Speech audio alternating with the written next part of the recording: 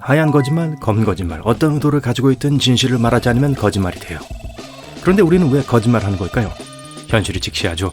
우린 모두 거짓말쟁이에요. 우리 모두는 때때로 순진한 거짓말을 해요. 한 설문조사에 따르면 사람들은 다른 사람을 피하기 위해 거짓말하는 경우가 21%로 가장 많았어요. 다음으로 20%는 유머, 농담 또는 장난으로 인식되는 거짓말이에요. 14%는 자신을 보호하기 위해 거짓말을 하고 13%는 다른 사람에게 잘 보이고 호감을 주기 위해 거짓말을 해요. 거짓말의 11%는 다른 사람을 보호하기 위해 만들어져요. 이 11%는 하얀 거짓말이겠죠? 재밌는 사실은 전체 거짓말의 5%가 불특정 거짓말의 범주에 속한다는 거예요. 즉, 전체 거짓말의 5%는 전혀 의미가 없는 거짓말이란 뜻이죠. 우린 가장 가까운 사람에게 거짓말을 가장 많이 해요. 51%의 경우 친구에게, 21%의 경우 가족에게 거짓말을 해요. 그렇다면 우린 얼마나 자주 거짓말을 할까요? 이에 대한 여러 연구 결과가 있어요. 첫 번째 연구 결과는 매우 긍정적이에요. 연구자들은 평균적인 사람들이 얼마나 자주 거짓말하는지 세어보기로 했어요. 이 연구에 따르면 일상적인 의사소통은 대개 매우 정직하다는 사실이 밝혀졌어요. 사람들은 보통 하루에 한두 번 거짓말을 한다고 합니다. 또한 같은 연구에 따르면 거짓말 빈도가 아주 높은 사람은 약 1%에 불과한 것으로 나타났어요. 거짓말을 많이 하는 사람들은 하루에 최소 15번 이상 거짓말하는 경향이 있어요. 좋은 소식은 대부분의 사람들은 정직한 것으로 보인다는 거예요. 하지만 이 긍정적인 소식을 반증하는 실망스러운 연구 결과도 있어요. 버지니아 대학교의 한 심리학자에 따르면 거짓말은 삶의 조건이라고 해요. 이 연구에선 우리가 10분 이상 지속되는 사회적 교류 5건 중 1건은 거짓말을 한다는 고통스러운 진실을 밝혀냈어요. 더 나아가 우리는 대화를 나누는 사람의 약 30%에게 거짓말을 해요. 이제 우리가 거짓말할 때 어떤 일이 일어나는지 뇌 속을 잠시 여행해 볼게요. 거짓말을 할 때마다 회백질의 3가지 주요 부분이 자극을 받아요. 첫 번째 부분은 전두엽이에요. 바로 여기에 있죠. 전두엽은 우리 성격의 중심이에요. 우리의 자발적인 움직임과 표현 언어를 담당하며 진실을 억제하는 초능력도 가지고 있어요. 지적 활동에 관한 모든 것을 담당하죠. 다음은 변연기예요. 이 주제로 넘어가기 전에 질문이 하나 있어요. 거짓말을 할 때 어떤 기분이 드세요? 거짓말이 나쁘다는 것을 알기 때문에 생기는 죄책감인가요? 아니면 상대방이 거짓말을 알아챌까봐 무의식적으로 두려워서 느끼는 스트레스일까요? 감정의 스펙트럼은 매우 광범위할 수 있지만 정확히 어떤 감정을 느끼든 그것은 여전히 불안과 관련이 있어요. 변연계는 우리의 행동과 감정 반응에 관한 모든 것이에요. 마지막으로 거짓말의 필수적인 측두엽도 빼놓을 수 없는 부분이에요.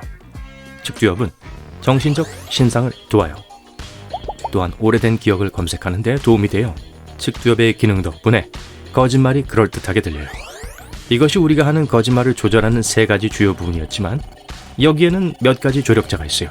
예를 들어 이 부위는 거짓말을 할 때 매우 중요한 실수를 감시하는 데 도움을 줘요. 그리고 이 영역은 거짓말을 할 때도 행동을 통제하는 데 도움이 되기 때문에 열심히 작동해요. 보시다시피 거짓말은 뇌 여러 부위가 관여하는 매우 힘들고 피곤한 과정이에요.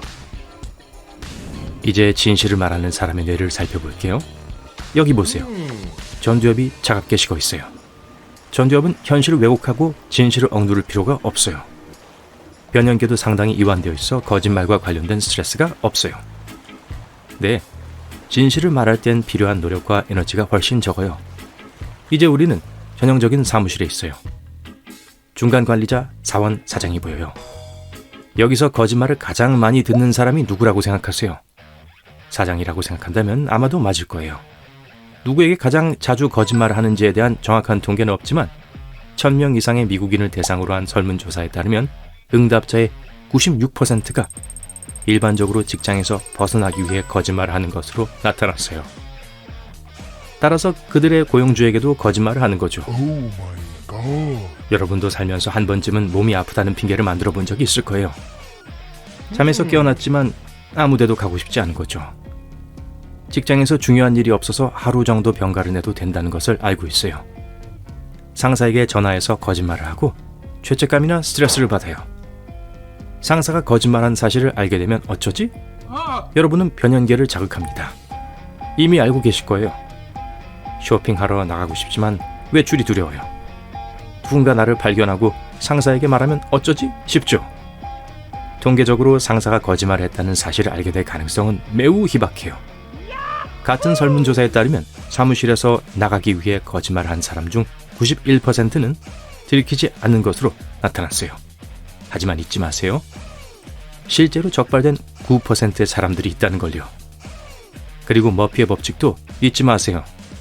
잘못될 수 있는 것은 무엇이든 잘못돼요. 최악의 경우 말이죠. 따라서 거짓말이 항상 선택지에 있는 건 아니에요. 대부분의 거짓말은 하얀 거짓말이에요. 사무실에서 나가기 위해 거짓말하는 건 좋지 않지만 큰 거짓말은 아니라는 뜻이에요. 실제로 큰 거짓말은 약 11.4%에 불과해요. 나머지는 모두 결백해요. 하지만 누군가가 거짓말과 타인에 대한 기만으로만 생계를 유지한다면 그건 심각한 문제예요. 역사는 사람들에게 거짓말을 해서 돈을 번 사람들의 사례를 잘 알고 있어요. 사기꾼은 꽤 많지만 저는 찰스 폰지에 대해 말씀드릴게요. 그는 전두엽이 엄청나게 발달한 거짓말쟁이였을 거예요. 수많은 사람을 속이고 거짓말을 통해 많은 돈을 벌었기 때문에 오늘날엔 폰지 사기라는 사기 유형까지 생겨났어요. 이 모든 일은 1920년대 뉴잉글랜드에서 일어났어요. 찰스 폰지는 수천 명의 사람들을 속여 사기에 투자하게 했어요. 우표 투기 사기가 바로 그거예요. 그는 사람들이 거부할 수 없는 제안을 했어요. 투자자들에게 90일이라는 매우 짧은 기간에 50%의 수익을 얻을 수 있다고 약속했어요. $1,000가 있다고 가정해 볼게요. 이 돈을 사용해서 사기에 참여하면 3개월 후에 원금과 $500의 이자를 돌려받게 돼요. 일하거나 일찍 일어나거나 하는 어떤 것도 할 필요가 없어요. 화분에 심은 화초처럼 꽃이 필 때까지 기다리기만 하면 돼요. 만약 누군가 $1,000가 아니라 $10,000, 심지어 $100,000를 가지고 있다면 어떨까요? 이자는 그에 비례해서 증가할 거예요. 이제 누군가가 의도적으로 찰스에게 돈을 줬다고 믿기 어려워요. 하지만 찰스 폰지는 이러한 사기를 최초로 만든 사람이었어요. 그는 사람들의 가장 큰 약점인 게으름을 이용했어요. 우리 모두는 일할 필요가 없이 필요한 모든 것을 가질 수 있다면 행복할 거예요. 이제 이 계획이 처음에 잘 먹힌 이유를 살펴볼게요. 사람들이 소문을 퍼뜨렸고 매일 새로운 투자자들이 찰스에게 더 많은 돈을 가져다 줬어요. 찰스는 90일의 공백이 있었기 때문에 첫 번째 투자자에게 돈을 갚을 때쯤에는 이자와 함께 돈을 돌려받기 위해 기다려야 하는 신규 투자자들로부터 현금을 받았어요. 그래서 처음에는 성공적이고 정직한 비즈니스에 대한 환상이 있었어요. 거짓의 벽에 첫 번째 벽돌이 되어 돈과 이자를 돌려받은 행복한 투자자들은 자신의 긍정적인 경험을 다른 사람들에게 이야기했고 다른 사람들도 투자하고 싶어 하게 됐어요. 찰스 폰지는 하루에 약 $250,000를 벌어들였다고 해요. 미친 소리처럼 들릴 수도 있어요. 1920년대에 대해 이야기하고 있다는 점 잊지 마세요. 오늘날로 환산하면 하루에 약 $300,000에 해당해요. 이 계획이 제대로 성공하지는 못했지만 이는 역사상 가장 대단한 거짓말 중 하나의 예일 뿐이에요. 여러분, 거짓말을 얼마나 자주 하세요?